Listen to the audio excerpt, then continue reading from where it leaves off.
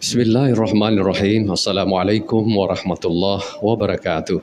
Alhamdulillahirabbil alamin wa bihi nasta'inu ala umuri dunya waddin. Wassalatu wassalamu ala asrafil anbiya'i wal mursalin sayyidina Muhammadin wa ala alihi washabihi ajma'in, amma ba'du. Puji syukur kita patut panjatkan kehadirat Allah Subhanahu wa taala, Allah yang telah menganugerahi kita dengan nikmat yang tiada tara, anugerah yang tiada terhingga. Kita hari ini bisa berjumpa dalam program kajian jelang berbuka. Salawat dan salam semoga tercurah kepada junjungan kita Nabi besar Muhammad sallallahu alaihi wasallam. Semoga kelak di yaumil akhir kita akan masuk pada golongan yang akan mendapatkan syafaat dari beliau.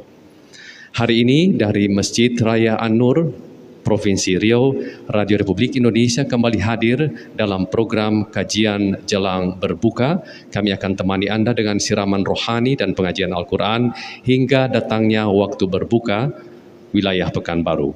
Kami sampaikan untuk hari ini, hari Ahad 16 April 2023 bertepatan dengan 25 Ramadan 1444 Hijriah. Untuk wilayah Pekanbaru hari ini waktu berbuka jatuh pada pukul 18:21 waktu Indonesia Barat. Baiklah pendengar dan pemirsa kanal Facebook dimanapun Anda berada, langsung saja kita akan awali dengan mendengarkan siraman rohani yang hari ini kita akan mendapatkan pencerahan seputar hal-hal apa yang kita harus persiapkan, amalan-amalan apa yang harus kita persiapkan di akhir Ramadan.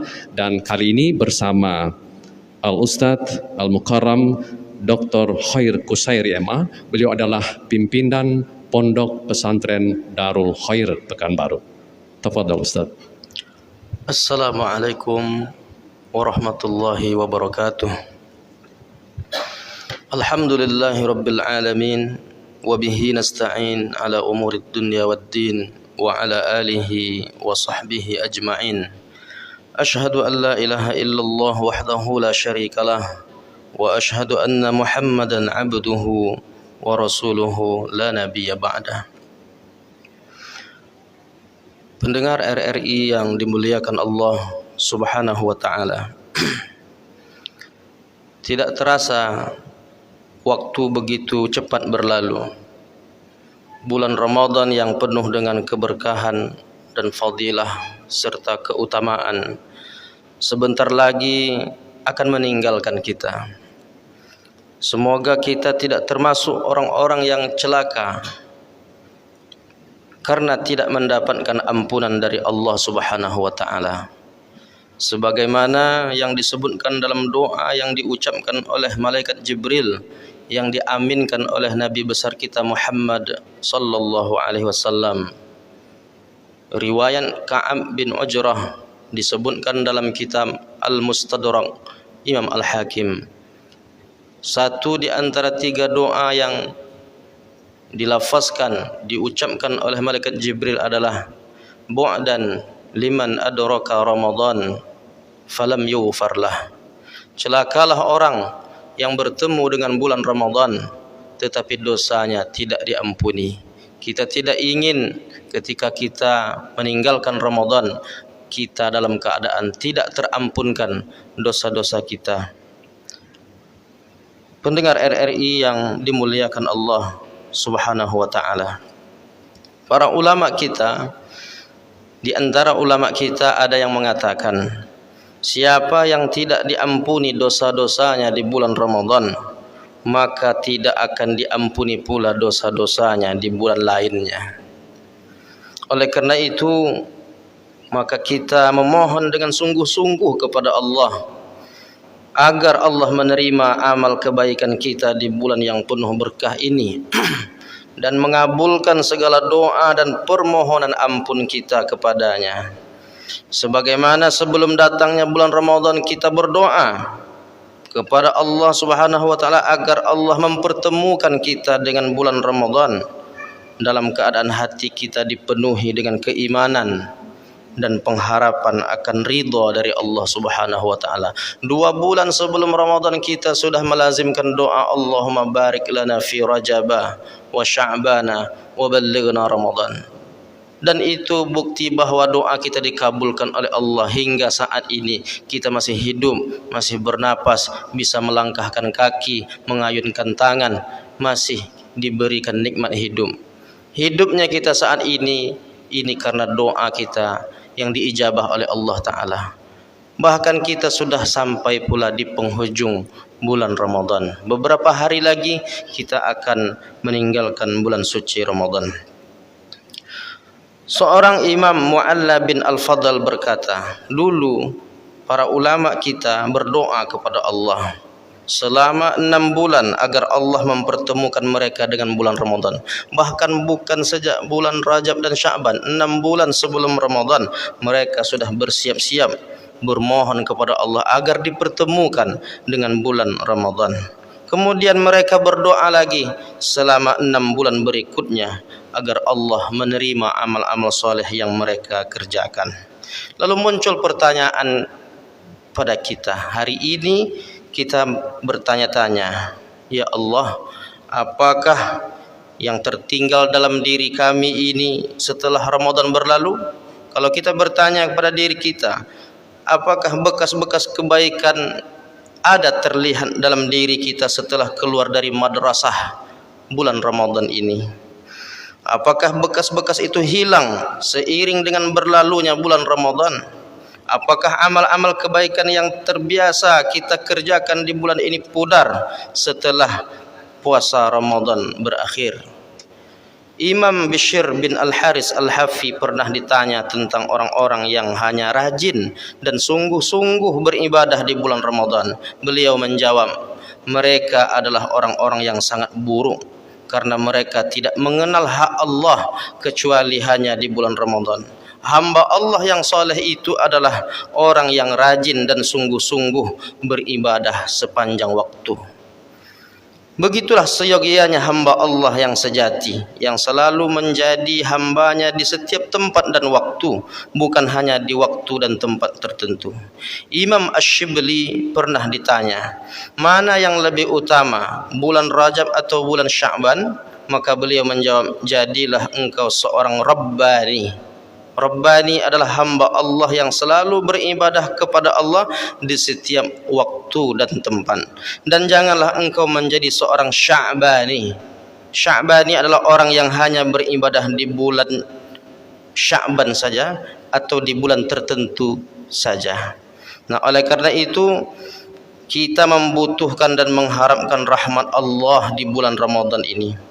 Bukankah kita juga tetap membutuhkan dan mengharapkan rahmatnya di bulan-bulan lainnya?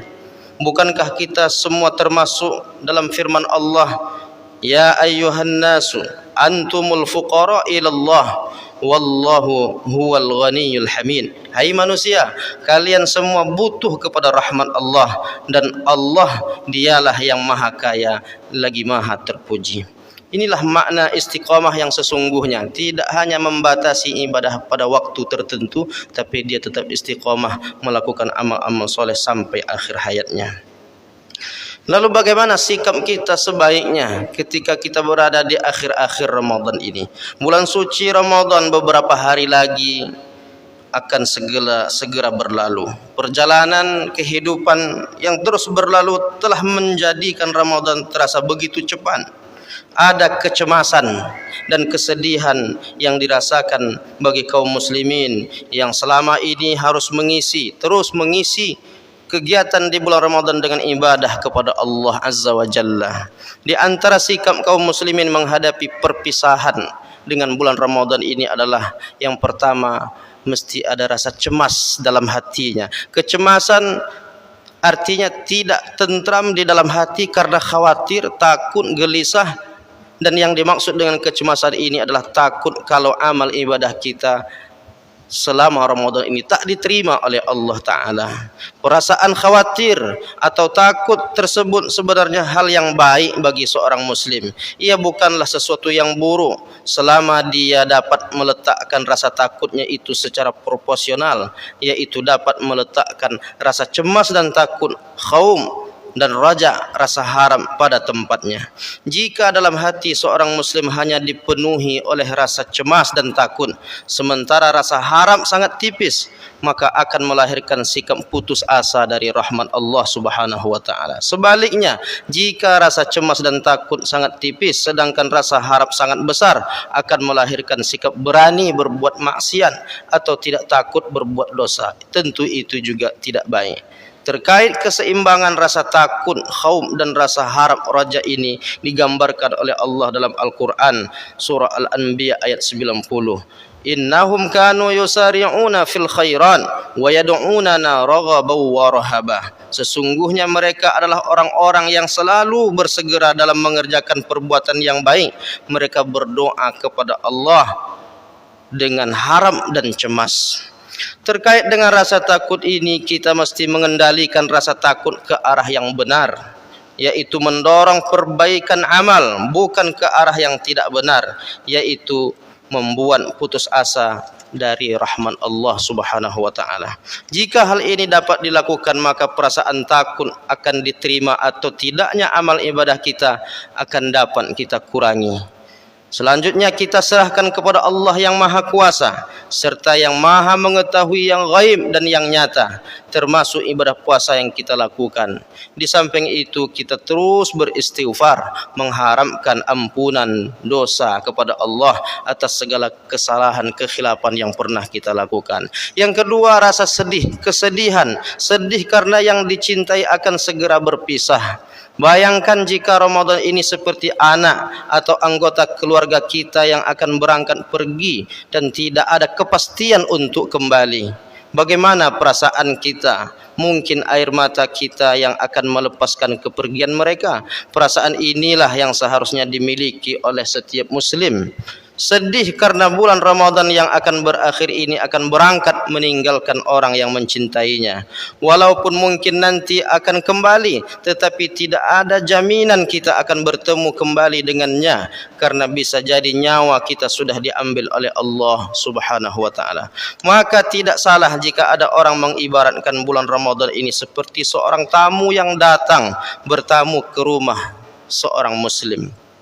Pada intinya bahwa Ramadan akan menjadi saksi nyata kita kepada Allah, bagaimana kita dalam melayaninya jika dia adalah seperti tamu, dan akan menjadi penyesalan jika selama dia bertamu di rumah kita, kita tidak pernah melayaninya dengan sebaik-baiknya. Pendengar RRI yang dimuliakan Allah Subhanahu wa taala, maka di kesempatan di akhir-akhir Ramadan ini, mudah-mudahan doa-doa kita diijabah oleh Allah. Jangan pernah kita tinggalkan doa, Allahumma la taj'alhu ajral ahdi min siyamina iyyahu fa in ja'altahu faj'alni marhuman wa la taj'alni mahruma. Ya Allah, janganlah engkau jadikan bulan Ramadan ini sebagai bulan Ramadan terakhir dalam hidupku.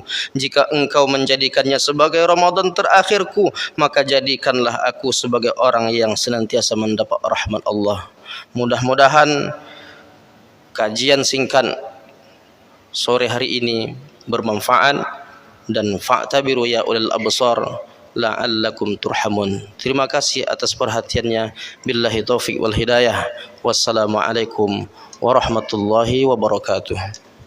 Waalaikumsalam warahmatullahi wabarakatuh. Alhamdulillah, kita telah mendapatkan pencerahan dari Al-Mukarram Dr. Khair Kusairi. Beliau sehari-hari adalah pimpinan Pondok Pesantren Darul Khair Pekanbaru.